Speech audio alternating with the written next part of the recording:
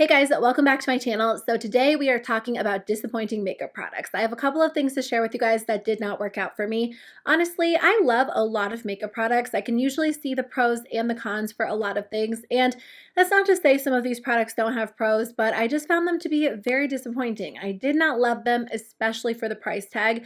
So I wanted to share them with you guys in today's video. I think that I got the majority of these in the mail as PR. I did purchase some of them, but you guys know I'll tell you either way because I just want my videos to be helpful. If you guys have a different skin type or different preferences, some of these could work for you. So I'll try to share pros if there are any, but I hope you guys enjoyed today's video. Let me know if you've recently tested out anything that did not work for you.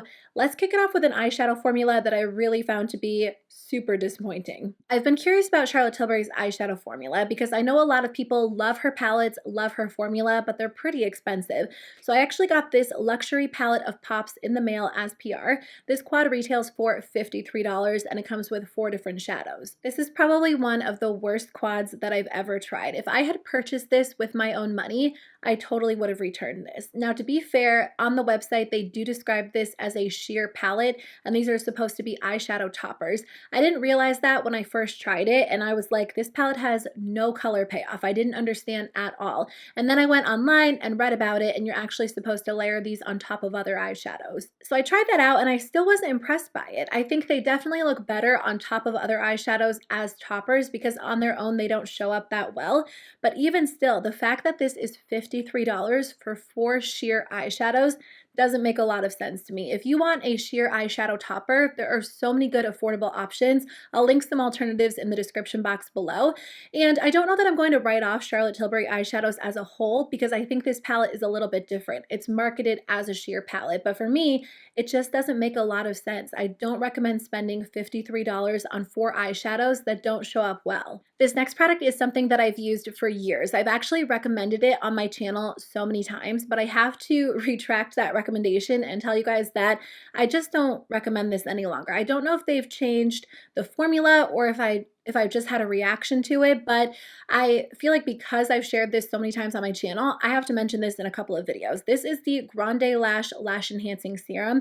It retails for $65. I started using this again in January because I was going to give my lashes a break from lash extensions. So I wanted to make sure my natural lashes were very long and strong.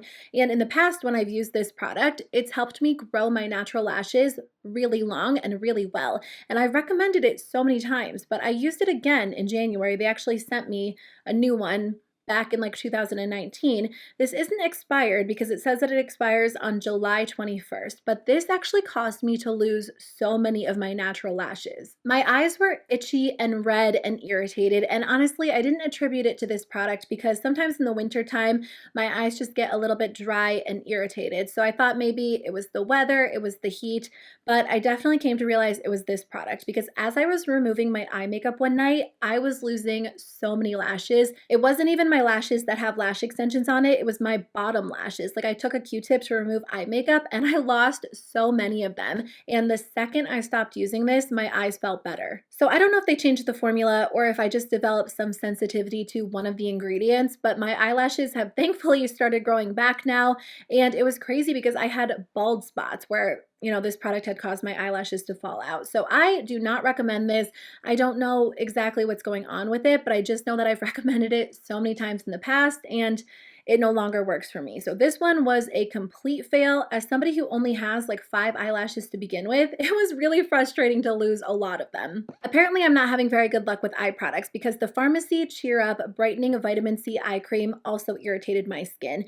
Now, this was a little bit different than the serum because it wasn't like an all over irritated, itchy feeling. I just noticed a little bit of dryness on my left eyelid. I've been struggling with a little bit of dryness on my face in general just due to the winter weather and the heat, and I definitely need really hydrating products this time of the year, especially around my eyes because they've always just been a little bit more sensitive and dry.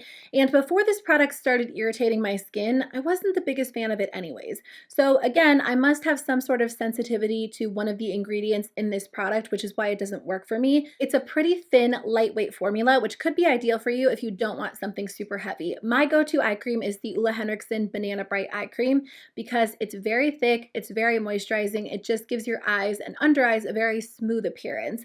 So I think that when you apply makeup on top, everything goes on really well and it keeps your skin hydrated throughout the day. If that eye cream was a little bit too heavy for you, this might be a more ideal option for you because it is very thin and lightweight. It sinks into the skin so quickly. But again, I just had a little bit of irritation due to this product. So for me, it didn't end up working out. If you guys have tried this, you'll have to let me know what you think.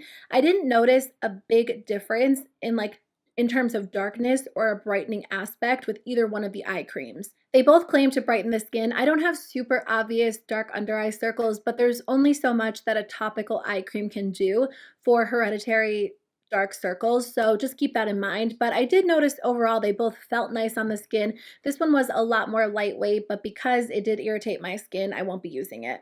I do have two products to share with you guys from Urban Decay. So I did talk about this one in my January favorites and fails, but in case you missed that video, I did want to share it in this video as well.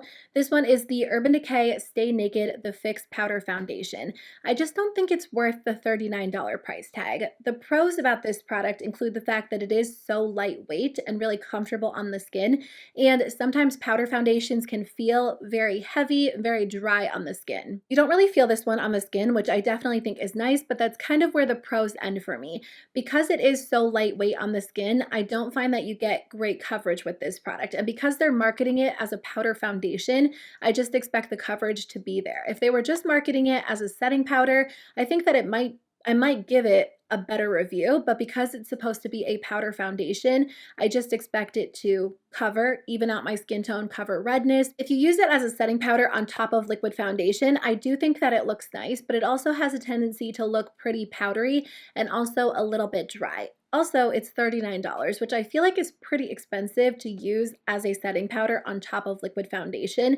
I used it for like a few days and I noticed that I was already making like a significant dent in the product. So I don't think it's going to last a super long time.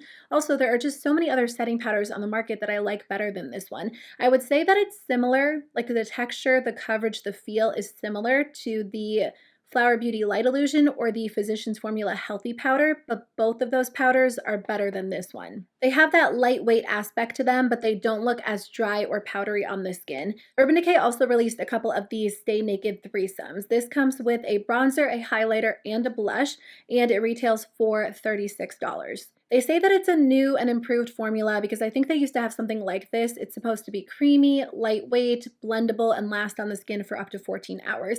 I just didn't really find this product to be very impressive. I feel like the formula is fine, but for $36, I don't want a formula that's fine. I want a formula that's really good, very blendable, becomes one of my go-to daily essentials, especially a trio like this, because I would love to be able to just throw it in my bag or be able to reach for this to do my makeup very quickly. I don't find it to be super blendable or super creamy. The shades themselves are pretty lackluster, so I think unless you have a very light skin tone, they might not show up that well on you. There are 3 different options, but overall they looked pretty light. I have Rise, and I feel like even on me, they're not that noticeable, and I have a pretty light skin tone. I also feel like the powders look very matte on the skin. Now, they don't necessarily market it as like a glowy trio, but when I apply blush or bronzer or highlighter, I want it to look healthy and even have like a little bit of a sheen, like a natural sheen. These are some of like the most dry powders that I've tried, and the highlighter is definitely not flattering on my skin. If you struggle with any sort of texture, it's really going to enhance that texture rather than glide over your skin. I was kind of torn on whether or not I should mention the e.l.f. Hydrating Camo Concealer in this video because I do think that this is a nice concealer, but when it comes down to it, it's a little bit disappointing. It doesn't live up to what I thought it was going to be. I had really high hopes for this concealer because I love the original e.l.f. Camo Concealer. It is one of my favorites, but at times it can be a little bit too mattifying. So I was excited when I saw they were releasing a hydrating version, but I don't know that I would really consider this one a super hydrating concealer. When I wear a hydrating concealer, I want it to feel hydrating as I blend it out and then feel a little bit more hydrating on the skin throughout the day. When you first apply this product, it does have like a light moussey texture and it blends out well. It definitely feels more hydrating than the original Camo Concealer, but it's definitely not as hydrating as maybe the Flower Beauty Light Illusion, the Too Faced Born This Way, or the Catrice Concealer. In my mind, those are hydrating concealers, and this one kind of falls between the e.l.f. Camo Concealer and those. So if you want something kind of in the middle, I think you'll enjoy this, and I do think a lot of people will like this product, especially compared to the original Camo Concealer. But at the same time, if you're looking for a true hydrating option, I do think there are better alternatives out there and better alternatives at the drugstore. The last product that I wanted to mention is the ColourPop Super Shock Highlighter in the shade Your Catch. So I love the color of this product. I like the packaging. I love the Super Shock highlighters so much. They are some of my favorites. And this looks amazing on the skin, but it actually caused me to break out. And I tried it a few times, and every time I used it, I just noticed a lot more texture right where I applied my highlighter. I don't know if they changed the formula because they did repackage this. It's not like the typical Super Shock highlighter packaging. And when I briefly looked at the ingredients compared to the original ingredients, there weren't a lot of differences, but there were a couple. So for some reason, this particular formula does cause my skin to break out, which is so frustrating because it's an absolutely gorgeous color. I already struggle with a little bit of texture, so I really try to do whatever I can to avoid that because if I apply highlighter, it's really noticeable for a few days afterwards. So for some reason, every single time I use this, it causes me to break out, which is so frustrating because I don't experience that with my other Super Shock highlighters. So I just wanted to throw it out there in case you guys do struggle with skin sensitivities, or if you've tried this and you have the same experience, you'll have to let me know because maybe there's something different, but I'm so sad because it is a gorgeous color. Okay guys, that is the end of my video. Those are all of the disappointing products that I've tested out recently. I hope today's video was helpful. As always, I will link some alternatives in the description box below in case you guys want to know which products I'm using instead. But thank you so much for watching. I hope you guys have a great day, and I'll see you very soon with a new video. Bye.